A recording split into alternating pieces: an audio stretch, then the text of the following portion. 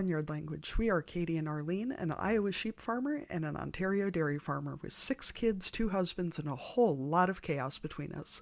So kick off your boots, reheat your coffee, and join us for some Barnyard Language, honest talk about running farms and raising families. In case your kids haven't already learned all the swears from being in the barn, it might be a good idea to put on some headphones or turn down the volume. While many of our guests are professionals, they aren't your professionals. If you need personalized advice, consult your people. Hello and welcome to another episode of Barnyard Language. We're glad that you're joining us here again today. And I think it's time for the lambing report. Katie, what's happening in the sheep barn? I feel like we need like a special sound effect, like dun dun dun dun dun, 11 or 12 ewes lambed in the last 40 hours, 36 hours, something like that, in a space only slightly more than 1 day long. And that's about 30% of our sheep that lambed in a very short amount of time, which on one hand is awesome because it gets it done, but on the other hand, there was some serious lamb Tetris of trying to figure out where the hell everybody was going to go. We try to give each ewe at least a day with just her lambs, so we use lambing jugs, but we try not to pair them up until they have a solid idea of which lambs are theirs. But we had 4 sheep lambed overnight in the same big pen, and they all seem fairly happy with the lambs they ended up with, but I'm not sure that any of them ended up with their actual babies. But as long as they feed them, who cares? Yeah. I mean, everybody seemed pleased by the end, but it was a bit of a thing. So we're kicking more babies outside, which is adorable. I will post some more videos because it's real fucking cute because they just run around and play and do that little hoppy lamb thing where they like bounce around. Yeah. For anyone who doesn't know too, what they will do is when their mamas lay down, they will use them as trampolines, basically, which looks incredibly painful because they have sharp little toes. But other than that, one of my friends said this weekend that I have a different podcast voice. And so now I'm all in my head about that. So, hi, Susie. Thanks for freaking me the fuck out. I really appreciate it. Also, the boy child has started listing people he's going to marry, which now includes his little friend and his preschool teacher and me and several of his other little friends. And it's very sweet. Yes. Good to have lots of options, right? And if you get knocked off the list that you've done something to make him mad. Yeah. So I did have a good laugh. He kissed his little friend the other day. My friend Susie's little girl, who's 4. And he did ask her first, but we had to reiterate that you have to give someone enough time to say yes or no before you... Right, yeah. Asking, good. Yeah. Waiting for an answer, even better. Yeah, they were over yesterday for a bit to see the lambs, and apparently he tried to kiss her again. And I said, well, did you ask first? And he said, yes. And I said, did she say yes or no? And he said, she punched me in the face. I think that might be a no. And I said, good for her, because you have to give her enough time to say yes or no. And if, I said, did you try and kiss her again after that? No. Yeah. Good. That's enthusiastic non-consent. Right? So, I do not normally condone physical violence, but if a point needs to be made, then the point was made. And he is getting a taste of what it's like to get touched without giving enthusiastic consent for it. So hopefully it will teach him not to kiss girls without, or anyone, without their explicit permission. But yeah, I didn't think that the chasing girls would start at the age of 4, but apparently we're there. So it can come great. And go. Before long, they'll be gross and disgusting, and he won't want to have anything to do with them. I'm sure. And I mean, obviously, I also try hard not to be that parent who's like, won't it be so cute when they actually do get married? But it occurred to me that in towns like this, like, if you marry someone you went to high school with, there's a very reasonable chance that your in-laws have known you since preschool, Yeah. which somehow seems real strange. How are things at your place, Arlene? You still jet lagged, or are you I feeling think better? that I've come through it. Yes. Yeah, feeling better. Definitely, there were a lot of sneaking in naps last week. And last week was actually the first time that our kids went to school for 5 days in a row since before Christmas. So Oh my yeah, god. between all the snow days, there was a holiday in there, there was a professional development day for teachers. It wasn't even people being sick so much. We have actually had a decent winter in terms of illnesses and everything. But yeah, it was just, yeah, days when the buses were canceled. And yeah, there were no 5 day stretches. So it felt long for everybody, I think, between, I'm sure that they were all jet lagged as well. And actually having to go to school every day was a big difference. So that was really the only news on the kid front. Oh dear, I let the dog stay in the room with me, and Oh, now he has Levi. regrets. Um, Oh, did he lose his ball under yeah, the couch? possibly. I think he heard someone come You guys, into the Arlene house. needs to. Ar- yeah, Arlene needs to post more videos, but their dog is basically the cutest thing in the world, despite being kind of an angry elf and really obsessive. I mean, he is a Jack Russell, Yes. so I guess it's pretty like Yeah, par for the exactly. course. That's just the full on terrier coming out. And farm wise, I don't think there's too much to report. Things are getting warmer, snow is melting, which is kind of nice. So, full on mud season. Although of course we got a little bit more snow in the air the other day just to, keep us on our toes. But it is starting to feel like spring might be actually coming. So that does feel good. The other night I milked with my daughter in the evening, and the panels on our barn are set to thermostats, and the one side was all the way down and the sun was coming in, and it did actually feel quite springy for a few minutes there. So it feels like it's on the horizon. The Are you guys in that season where it's you get like 3 inches of snow and then it's gone by the end of the day, and then it's quite warm, and then it snows again, and then it's gone, and Yeah, and then it's just prolonging the yeah, mud that's right. Then the season? ground freezes solid and then thaws out completely, and the basement fills with water and all that kind of stuff. Yes, I think we're in the Yeah. same zone. I assume we're not the only farm family who insists that it's all mud too, despite the amount of livestock that might be present. Yeah, You know, everything's muddy, quote unquote. Like, I know it's cow shit, but let's just pretend it's yeah, all mud. there's Like, a bit of both. At least the space yeah. between our house and barn is pretty much mud. We have a few paved sections, so that helps for sure. But yeah, we know that the rest of the zones are a good combo. Well, on that note, should we go ahead and visit with our guest for this week? Today on the podcast, we're excited to be talking to Andrea LeFevre from North Central Illinois. So we start each of our interviews with the same question, and this is a way for our guests to introduce themselves. So Andrea, we ask, what are you growing? And this can cover crops, livestock, families, businesses, and all kinds of other stuff. So what are you growing? I am growing with my husband and my in laws, Andrew's parents, corn and soybeans. My husband and I are growing two little children, and I myself am growing my new book business. That is very exciting. So we'll start with the kid question. How old are the little ones? Briar is my oldest, and he is turning 3 in just a couple of weeks. And my youngest, Boone, is about a year and a half now. Yeah, so still little guys. Yeah, very busy. Yeah.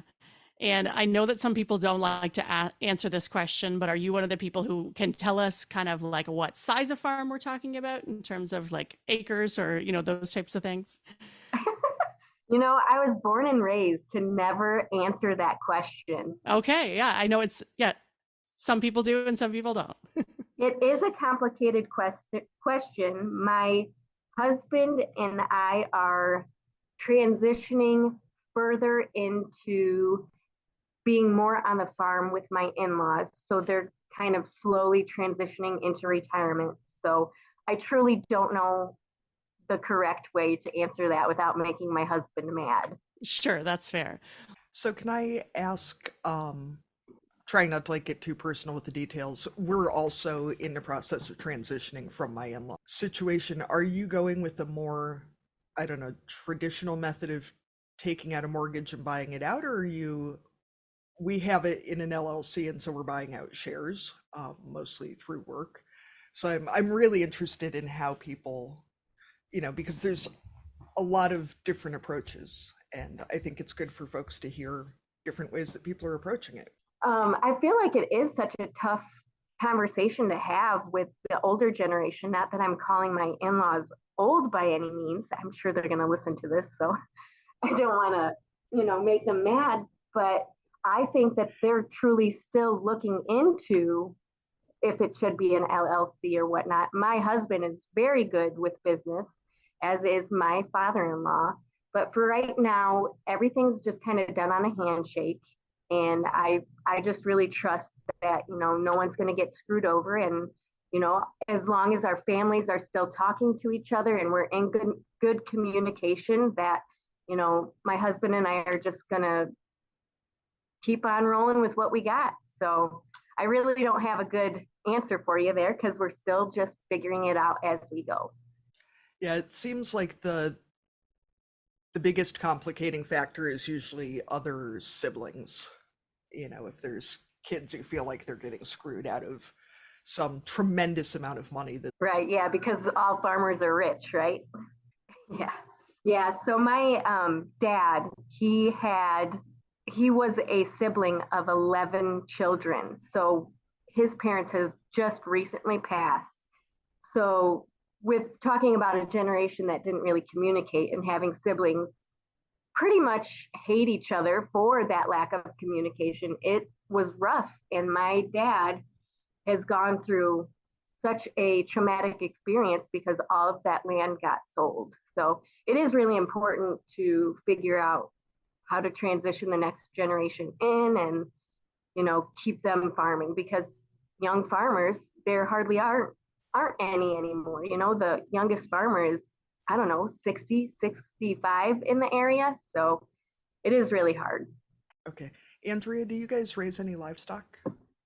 I truly, from the bottom of my heart, wish that we did. My dad grew, um, he had cows that he had. My brother in law, they have cows. My best friends have cows, chickens, but that's a sore subject for me too, because I'm sort of a germaphobe. And I know that's really crazy to hear a farm wife say that they're a germaphobe, but eventually, my husband and I are still talking about it. Hopefully, one day we'll get some cows and some chickens, and it would be good for the kids. Like eventually when they go into 4-H or something like that, they'll have something to show and do for chores. Sorry, and this is why it's good that we can edit, because then I can just take out all the times that I got distracted. So you were raised on a farm, is that correct? Born and raised, yes. Do your folks do row crops then as well, or you said they didn't have any Yeah, no, livestock, right? growing up, we did not have any livestock other than a dog and some cats. But yes, we've always been farming corn and soybeans. But like I mentioned earlier, all the farms just got sold. So now my dad is helping my brother-in-law farm, as well as me and my husband when he has time or when my husband asks him for his help. So he comes running just to stay busy working. As livestock folks, and not meaning this nearly as obnoxiously as it's going to come out, um, what do row crop farmers do in the winter? Everyone here has livestock. Like, we assume that you go to Jamaica for like 6 months. So if that is not correct, this is your. Man, I wish we could go for a vacation. It is cold and windy here right now, but my husband really does equipment cleaning and just maintenance all winter long, as well as mostly the business end, just double checking to make sure that his markets are doing, what he wants it to do and whatnot. So as far as I go, being the farmhouse wife, um, just normal day-to-day stuff. That is fair. So you talked a little bit at the beginning about your new book. So why don't you tell us about your book and what was the inspiration behind it? Yeah, so I reading to my kids, I have found a lot of disappointment in the hundreds and hundreds of farm books that I have read to my farm kids. I want to say it the farm wife was only on one of the page of any of these books, and it was really just to say thanks mom for cooking us supper. And I it just really hurt my heart that we're not appreciated for more than just that. So I took it in my hands to write that book of the daily activities that I'm here for that help the farm. So if it weren't for the farm wives, we're the glue that holds the farm together. So I just really wanted people out there to know that, we do more than just dishes and cooking and cleaning. So Yeah, the mom always comes out with lunch at the end of the book when everybody else is done. And we talk to so many women, especially of that older generation, who say, "Well, I'm just a farm wife." And I'm like, "But hey, yes, you kept everybody fed and in clean clothes, and that's worth a hell of a lot. Stop doing it and see how well that goes over." But you're doing the books, even if you're not driving tractor. You're doing books, you're running for parts, you're taking calls, you're dealing with this, you're dealing with that. You're farming just as actively as anybody else is, and that really just pushes my buttons. Um, the other thing I've noticed, and now I can't like name any names because if we ever want to get any of these authors on, they're going to listen back and be like, "No, you trash talked me once." Um, I'm sure you've noticed as well how many kids' farm books are about old tractors, and we're an old tractor family, but still, where they have one workhorse and there's no business about any part of it. And so I think maybe, to read a farm book to city kids are learning now that that's what a farmer is an old white dude in overalls with like a piece of straw and a big hat and like one row of carrots. Like, but I'm wondering how we can encourage parents to demand realistic books and authors to write realistic books. And as livestock farmers, like, I get that probably the like, this is how veal is made is not going to be like a big hit, but we can talk about animal agriculture, like, especially, dairy or wool production or egg production. Like, I would be fine with my kids reading a realistic book about beef production. I would love it as a parent if there was a realistic book about beef production. yeah, I love that. I actually am writing more books as we speak, just because there are so many people out there that don't know. You think that we go on vacation in the winter, but there's still work to do. So I do have a lot more books left inside of me to write. So they are in the making because, kids, they are young learners and they need to know. So hopefully I can put the point across that, we aren't just overall wearing, straw hat people. That we're so much more. There's so much more to us than what people know. So Maybe we need to be selling it looking at the shortage of farmers globally at this point. Maybe we need to sell it to town kids as like, you get to drive a super cool tractor for like a couple weeks a year, and then you just go on vacation for the rest of the year and spend all your money. And just like, by the time they find out it's not true, it'll be too late. So maybe we need to just lean into that, like, no, we just go to the beach for like 10 months of the year and drive big tractors the rest of the time. Nothing ever breaks down and nothing is expensive and everything is great. So which do you want, Katie? Do you want the realistic books or do you want that version? I want realistic books for farm kids, but Okay. like slightly not realistic. Like, tell them they're going to make a shitload of Oh, money, okay. So you want Andrea. to keep them in Be the like, industry no, and recruit more people. yes, yes. Yeah. Brainwash them, lie to them. I'm a Yeah, great yeah, mom. listeners, I think you Um, you see a little bit here of where Katie's head is a lot of the time and all the ideas. I mean, it is to be a little more serious, it is really hard to know what to tell your kids if you want them to keep farming Yeah. or new people to come into it, because it doesn't do them any favors to flat out lie and be like, yeah, you'll totally have enough money to support your family. You know, you'll totally go on vacation. Yeah, maybe. But also, I don't want to scare them off and be like, no, you're going to be totally screwed. Right. I'm at the point Yay. right now that I don't want to push my kids to love farming. Like I just want them to enjoy it. So that way eventually when they do grow up, they want to stay on the farm. You know, that they see what hard work is, but that hopefully Andrew and I can represent that it can be fun too, just to keep them on the farm because yeah, there's where are the young farmers? You can't there aren't any. So it's a fine line. Well, assuming you said you're in north central Illinois, right? So I'm assuming it's a lot like northeast Iowa and central Iowa where I grew up, that every, every old farmstead that the farmer dies, and the land gets sold and they bulldoze the house and then they bitch about how there's no young families taking over the farms. Like there's A, you can't buy land, and B, where are you going to live?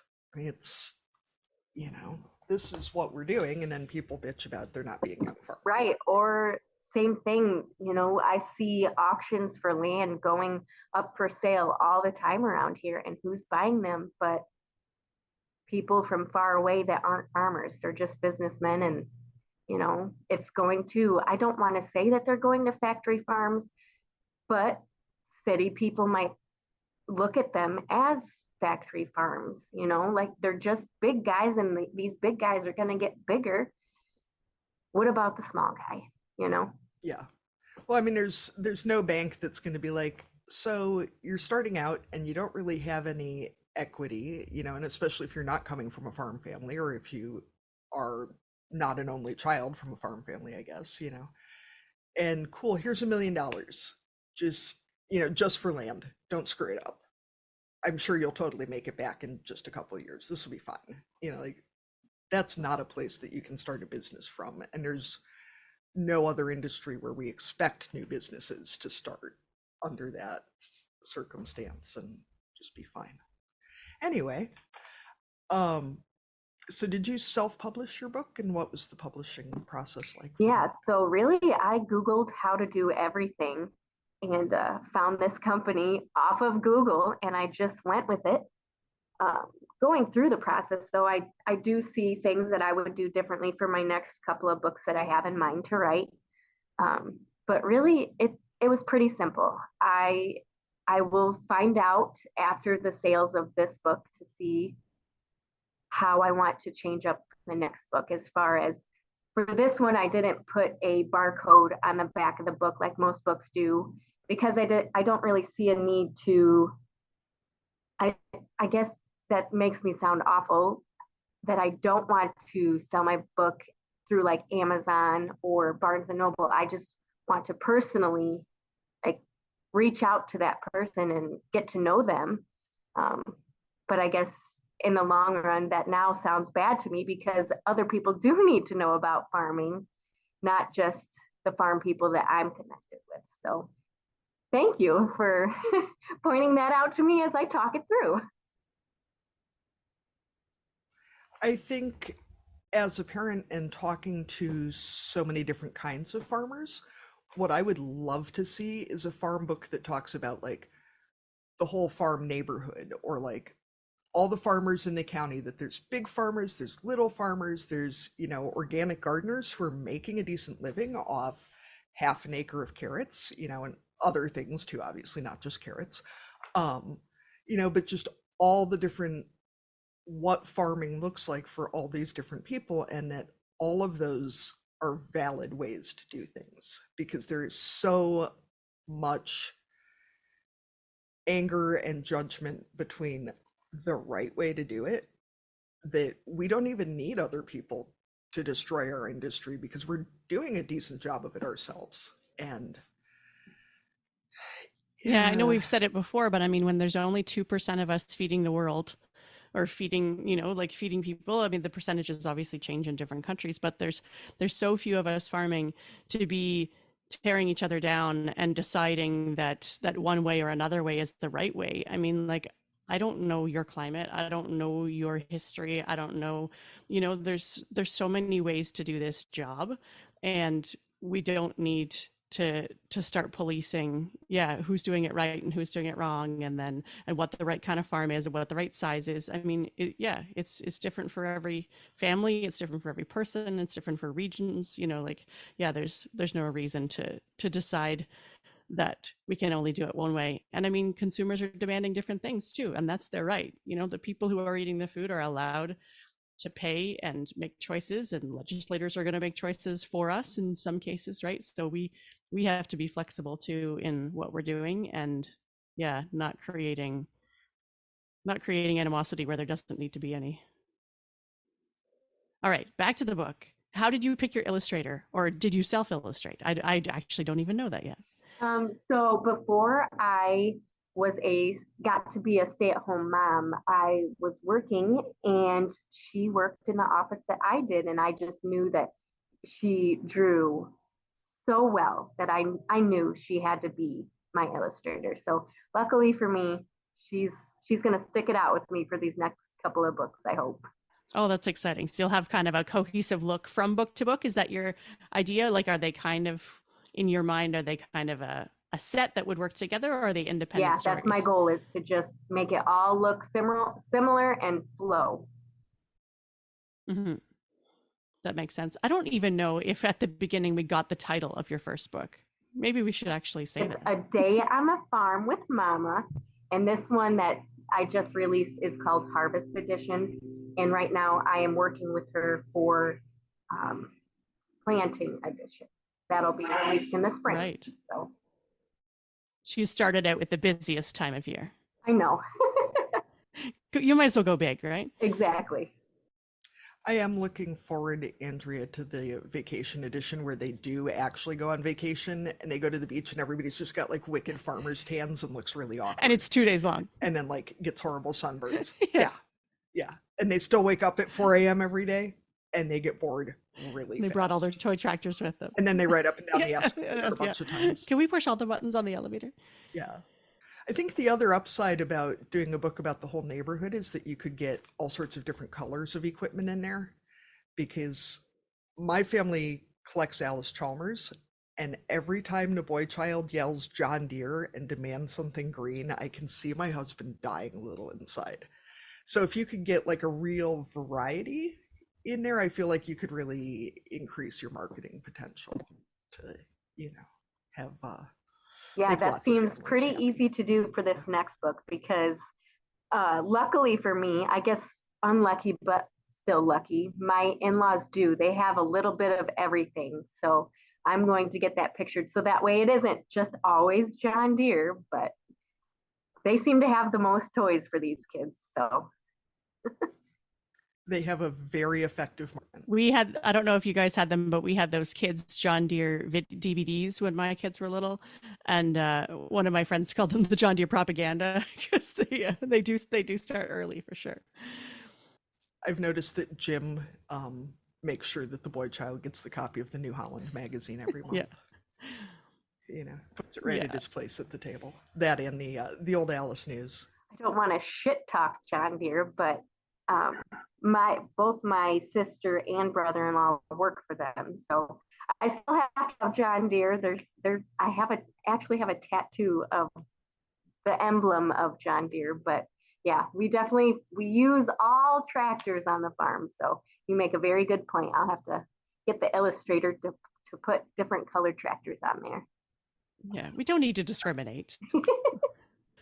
I did get into an interesting conversation the other day about trying to find fabric to make things for less popular tractor types. And somebody commented about if you collect cock-shut tractors, what Google results you get when you Google that. That's a whole different farming struggle. It's a whole different story. So can you give us a sneak peek into what the next couple books are going to be like? So I'm going to stay on the same frame of mind as far as empowering us women as being just as hardworking as the men on the farm. So, like I said, this one that I just released is the Harvest Edition, but with Mom. And then in the spring, I will release one that is planting season on the farm with Mom. And my wonderful husband, who is very supportive, keeps bouncing ideas off of me about, you should do one that to continue the support of women is women can drive tractors too. Because my mother-in-law, she's the main combine operator on the farm. My mom growing up, she was always, in the grain cart tractor, unloading on the go from the combine. And I just want to let young children know that, to go with your sexist thing, I hope to God that these young women know that they are welcome on the farm, just like any other boy. So that's where I'm sticking, is to support these women, to let these young readers know it doesn't matter who you are, but you can farm. I promise. It's hard, but you can do it. I love the idea too of being able to show all the different kinds of women who are Yeah. involved in ag, because we see, especially in social media, like there's less girly girls, and there's, especially a lot of like the women I see out west who, go to events, and it's expected that you're going to be dressed up and that you can wear makeup and still farm. I don't have the patience for it. But if it's your thing, like, it does not make you less able to drive a tractor if you put on mascara. I have this on good authority that you can do both at the same time. Not that you should put on mascara while you're driving a tractor, because that Well, seems I mean, like if you've got auto steer, it looks pretty smooth. I'm sure there's probably time.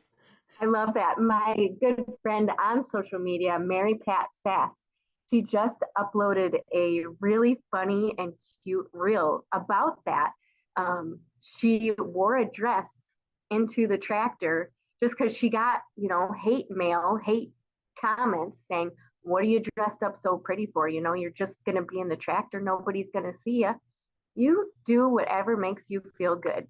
It doesn't matter." You're exactly right, because it's the generation that we aren't wearing overalls and bibs and things like that.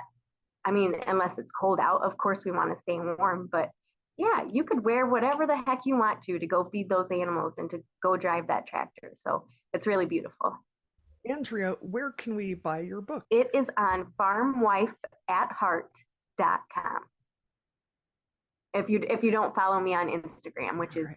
farmwifeatheart. So thank you for asking.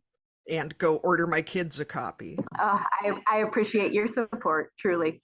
Will you autograph our copy? Absolutely. Okay, good. Thanks. You don't get that when you order from Amazon. Yeah, that's right.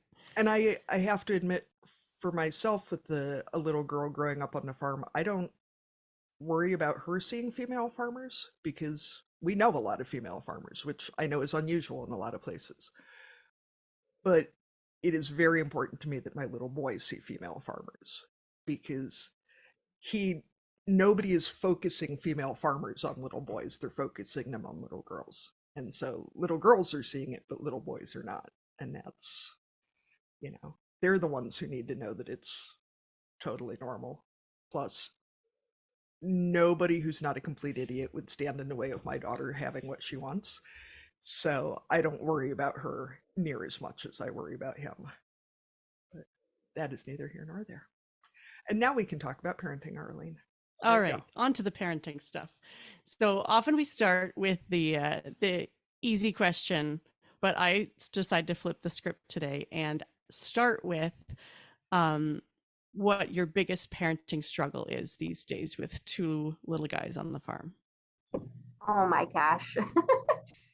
Trying to keep them active in the wintertime. Summertime is different, but since we don't have livestock, we're out in the middle of nowhere and we have 0 trees for a windbreak. It is already on my nerves that we can't be outside as long as we were in the summertime. So just trying to keep them occupied is really a struggle. But luckily for me, they do love being in the kitchen. So that's where you'll find us most days. But yeah, just trying to keep them, so that it's not a WWE SmackDown in my house all the time. I just, Yeah. it's hard.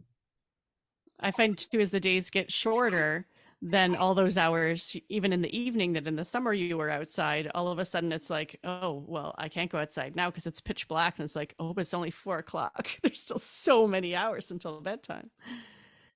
Yeah, and then even if it is warm enough for them to go out, like my kids want to even when it's pitch black, and a part of me is like, cool, and then part of me is like, what if they get carried off by a wolf or something? Which, like, obviously they're not going to, but there's some part of me that's like, what if something horrible happens because it's dark out? Which is ridiculous. But at the Yeah, same my time, mind doesn't go there. It's more just the like I'm in hibernation mode. Like, no, too dark. I can't go out. Why would I go out with you? wait, why would you Although, go out with them anyway? I mean, I guess Andrea's is smaller. yeah, Knock them out, they'll be fine. the strategy is though they stay out longer if you go with them is usually what works for me because then they're not looping back to the door like, can we come in now? I did string up Christmas lights on my play yard fence. That does help a little bit, especially once the snow comes, because the Christmas lights plus snow means that you get a little bit more brightness for that after school playtime, especially at our place, because mine are getting off the bus as the sun is setting these days. Yeah, I'll admit we got a big pile of gravel delivered last week, and the husband came in after school and the kids didn't. And I asked where they were, and he said, oh, they're both on their gamers sitting on the gravel pile playing.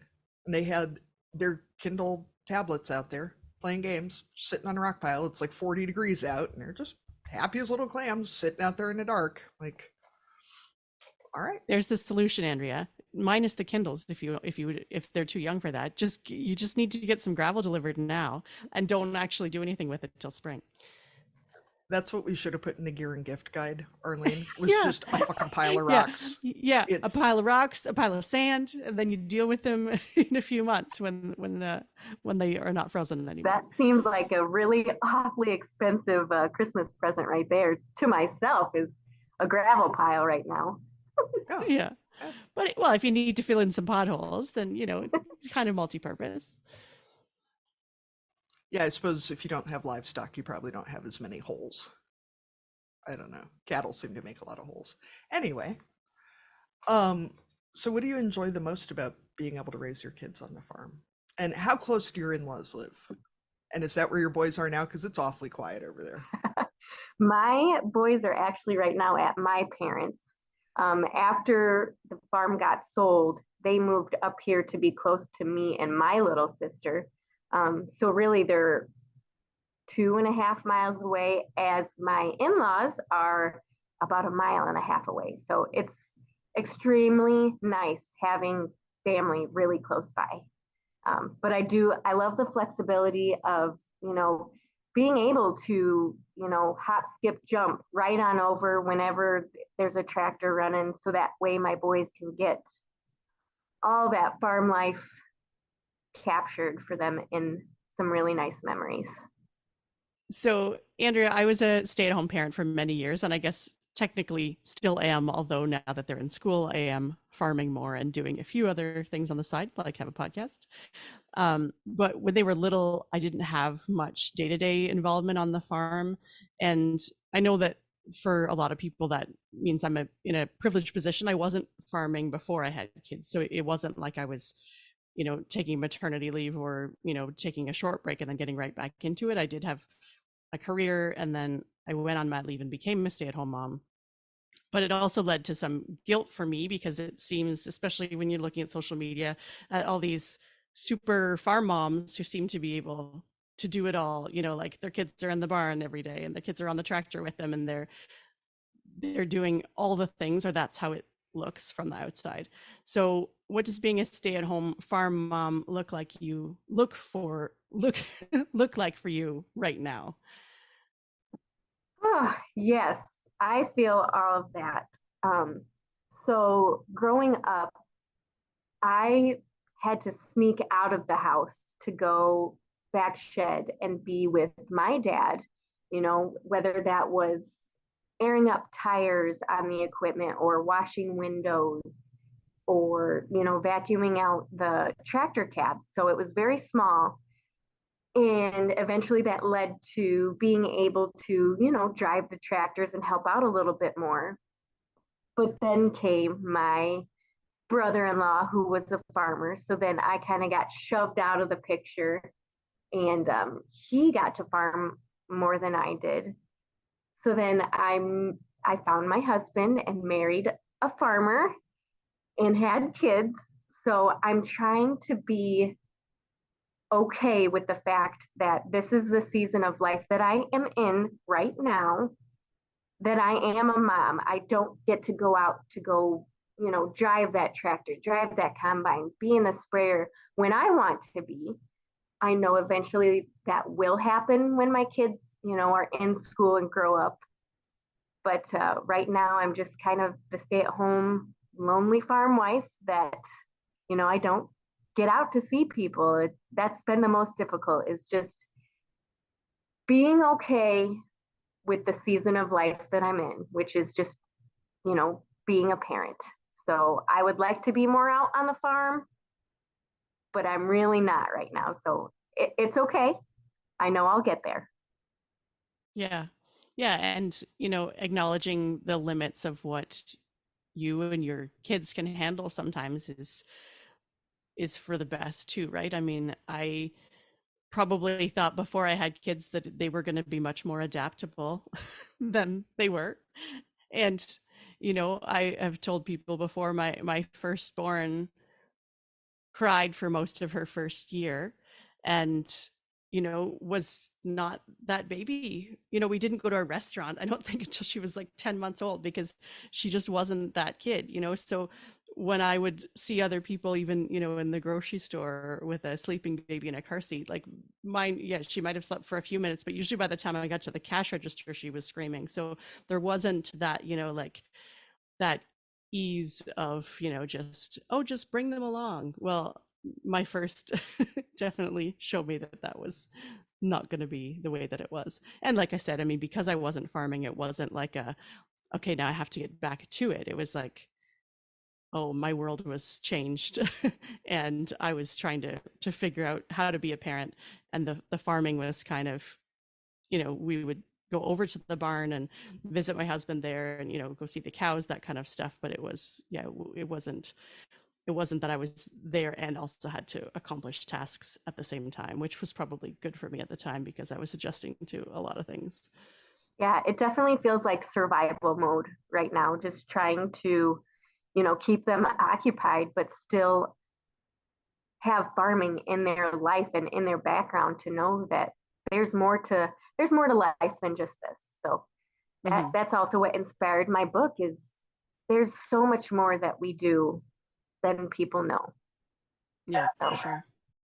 The minute you said that about this being the season of life, like, it is, but I find it so frustrating when people say that. Like, why can't you just accept it? If you were a good mom, you could just lean into it and embrace this season. Oh, fuck you off. Like, I don't think there's, I mean, maybe there are other industries, but farmers, we define ourselves so much by being farmers. It is such an integral part of who we are as people. And I know when our daughter was born, and I had to stop doing a lot of farm work several months before she was born, which was kind of okay because I was so focused on, keeping her safe. But then after she was born, I remember standing at the kitchen sink and watching everybody go out for lambing. And I'm standing here with a crying 3-month-old baby. And I remember just sobbing into the sink because everybody else got to still go do the thing that they loved. And I didn't. And then you feel resentful because you want to go do the thing that defines so much of who you are, but also you made a person. And I think most parents would do anything for their kids. I mean, I there is nothing I would not do for my children. So feeling resentful of the little snots because I want to go be elbow deep in his sheep, which is a totally normal thing, not weird at all, and instead I'm in a warm, dry, clean house with my cute baby is such a mind fuck. And I really wish that we gave that more notice, I guess. That's you're not a terrible parent if you get pissed off because you'd rather be playing in the mud than in the house with your cute baby. And everybody's like, "Oh, it must be so nice because you can just stay in the house with your baby." And you're like, "Cool. Guess I'm just a terrible person because I don't appreciate my husband enough and I resent my baby." Amen. I think You that's know. really well said. I know that, being on social media and even family that are watching all these highlight reels, which is what I'm going to call them, is the happy moments that, I spent 2 seconds in the cab of a combine this year just so my kids could get a ride before they, had a tantrum like, oh, it's boring in here. Like, oh, where's my snacks at? Like it is a highlight reel. And a lot of people, that's all that they see is, oh, your life just must be so fun, that you get to go do this and go do that. But that's really not the background of what happened leading up to those 2 seconds. So beautifully said. I think we should start making social media reels of like trying to get two small children from the house to the barn appropriately dressed. Cool. You really want to see what this is like? Ride along while If I only try to I get had boots on three, both four, five children. arms to do that. Yeah. I feel like we should give all new parents, not even farm parents, but just all new parents, like a massive fanny pack full of snacks. Like, this is your life now. Here's a package of wipes. Here's 6 pounds of snacks. You still won't have the one they want, but at least you'll have a snack for them. Just, ugh, snacks. Snacks. I feel like that's going to be your cussing and discussing in a few minutes. It's not actually. We'll save that for another day. Okay. So, Andrea, we have kind of covered it, but not in the same way. So, how has parenting surprised you, and what parts of being a mom are what you did expect it would be like? Yeah. So growing up, I never really got along with my mom. Not that she wasn't a great saint for also being a stay at home farm mom. Um, but becoming a mom myself, I now view myself as my mom. I have done the same things, I've gone through the same things that she has. So now I just have a newfound respect for what she's gone through and what we're going through. And she's really turned into my best friend, which is surprising to me. Not that I didn't love her before, I love her just the same. It's just my eyes have been opened and life is a little bit more clear that, this whole farm life thing, it's beautiful, but it's hard as shit to work through, with two little boys that are way more active than me and my sisters were, but it's still hard. So we ask all of our guests, if you were going to dominate a category at the county fair, what would it be? And you can make up a category or choose a real one, whatever you prefer.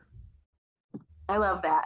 I was in the 4-H and I went to state on sewing. I feel like that's just a beautiful way to, be in your roots where you are and using the things that you have, which is what most farm women do, is to reuse, recycle, and just make the most out of what you have. So I'm going to stick with sewing because you just kind of need it to patch things up because little rowdy boys get holes in their knees all the time. So I'm sticking with that one. So you're gonna go for like best knee patching or something more artistic for your category? Knee patching sounds just about right. I've got three boys, so yeah, I know all about it. Some pants I've just given up on. It's like, okay, those are the weekend ones. These are the school day ones. We'll just go with what we've got. There's a reason the boy child had like 6 pairs of cutoffs this year for summer because I just Yes, patched them yeah, as well as I lots of could through the cutoffs. school Yeah. year, and then I just cut them all off, and I was like, There you Yeah. go, buddy. The waistbands still fit. Yeah, you got shorts now. Well, and he managed to blow out the left knee of every pair of pants he owns. And then I noticed that when he Oh, drives his tractor, he sits he like he's perches on proposing, that like spine. on one knee and then, with one foot. And which, Yeah. buddy, whatever. I'm not dealing with this. I'm Yeah, not. that's his preference. All right, I will go ahead and move us into our cussing and discussing segment. We've registered for an online platform called SpeakPipe, so listeners, you can leave your cussing and discussing entries for us, and we can play them on the show. So go to speakpipe.com/barnyard language and leave us a voice memo, or you can always send us an email at barnyardlanguage@gmail.com, and we will read it out for you. Katie, what are you going to cuss and discuss this week? I actually have something to discuss and not to cuss. All right, I bring know it it's on. something new and shocking. I feel like as parents and as humans, we really underestimate the power of being ridiculous and Okay. silly. And, I feel like there's so much pressure to act like a respectable adult at all times, especially when parenting. And, if you're having fun, you're probably doing it wrong. Um, and so I've started trying to really focus when I find myself getting more and more frustrated, and you get locked into that cycle with your kids where you get frustrated and then they get more frustrated and then you just start going around.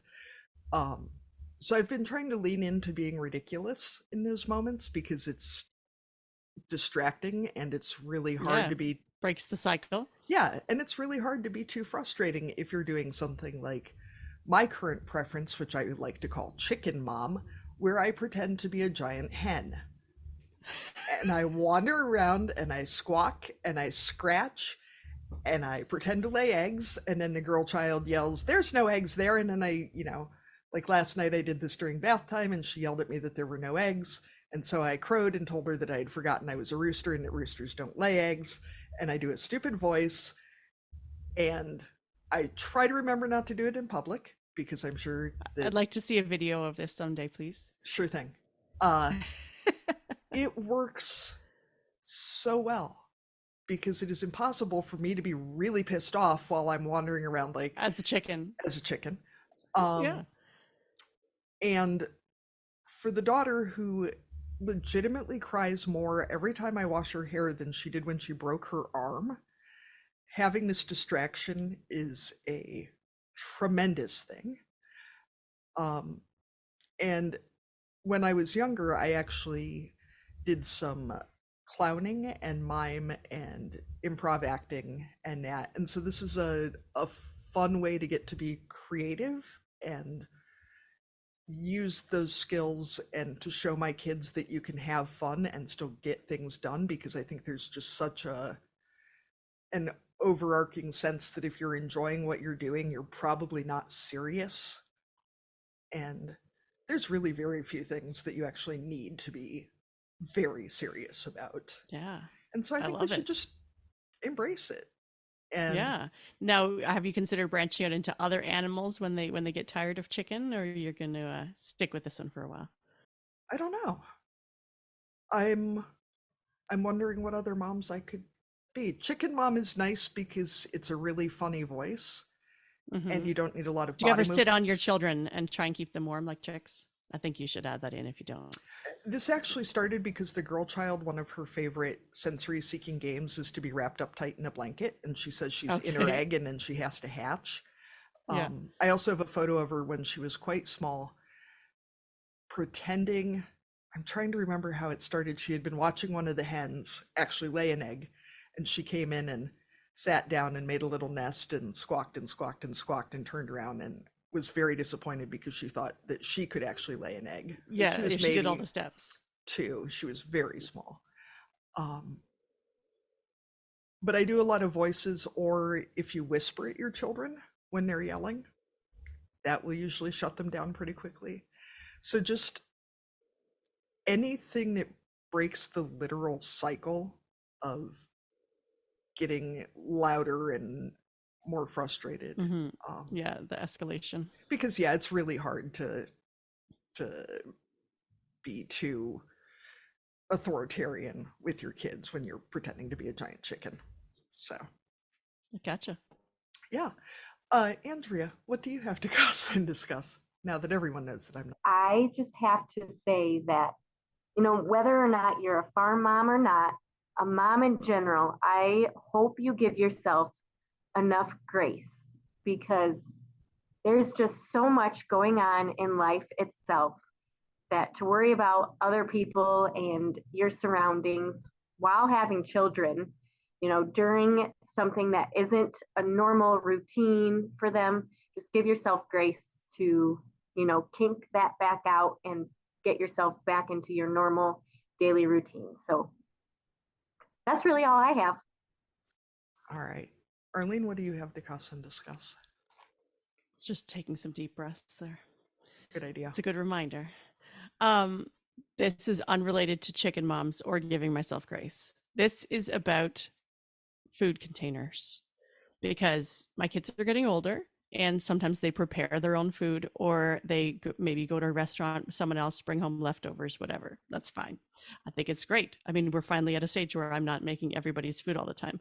But then there's food in the fridge that because I didn't prepare, I don't exactly know when it arrived there or how long it's been there. So then it's a whole new level of science experiment. It's a bit like if you went to college and lived with roommates and you don't really know who stuff belongs to who, but we don't have individual shelves like maybe my university fridge had. So yeah, sometimes it's like that container looks a little suspicious and I know it's not mine, but then you go and open it up and find a fun new science experiment that you can't blame yourself for. But yeah, so it's just messing with my fridge inventory, which is not like foolproof, but I'm usually pretty good if it's things that I have prepared. But yeah, when it's coming from other sources, it's much harder for me to manage. So yeah, that's my weird moldy food situation that I clearly just discovered the other day. I'd really like to hear from any listeners who have good solutions to the actual food storage container situation. I bought some expensive ones last year and they're all cracking. And I just feel like if we can have people literally living in outer space, we should be able to have food containers that are not awful. I feel like that's a thing. And yeah. You're not should just be a using thing. old margarine tubs. I'm not sure how you saw what's in my kitchen, Arlene. Because no, normally I throw them away well, I mean, I don't buy margarine because I prefer to support our dairy farmers. You're welcome. Yeah. Yes, yeah, thank you. But no, generally I prefer see-through containers because otherwise then you can see they are dead to me. Yes. Yeah, I like to be able to name them and wave to them in the morning, when I open a fridge. Yeah. I see you in there. I'm not ready to get rid of you yet. I'm keeping you. Well, that's why you have to name them. So then it's less weird if you keep them.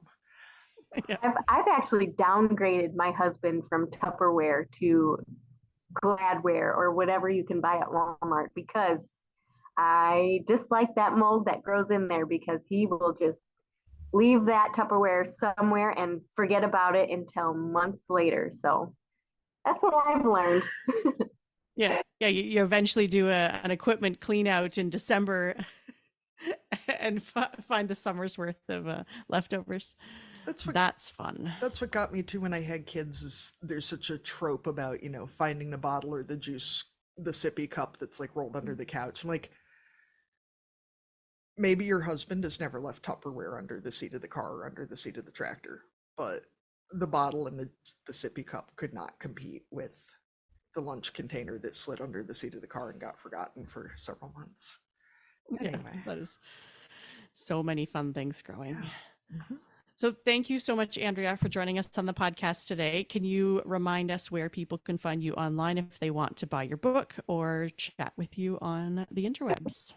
Yeah, thank you so much for having me today. I had so much fun. If you're on Instagram, I am Farm Wife at Heart. And if you just want the link to go get the book, it is farmwifeatheart.com. That's quite straightforward. I like it. All right. Arlene, do you have anything else? No, that was it. I just want to say thank you very much for being here. Yeah, thanks for coming on, Andrea. Thank you. It was my pleasure. Thank you for joining us on Barnyard Language. If you enjoy the show, we encourage you to support us by becoming a patron. Go to www.patreon.com/barnyardlanguage to make a small monthly donation to help cover the costs of making this show. Please rate and review the podcast and follow the show so you never miss an episode. You can find us on Facebook, Instagram, and TikTok as Barnyard Language, and on Twitter we are Barnyard Pod. If you want to connect with other farming families, you can join our private Barnyard Language Facebook group. We are always in search of guests for the podcast. If you or someone you know would like to chat with us, please get in touch. We are a proud member of the Positively Farming Media Podcast Network.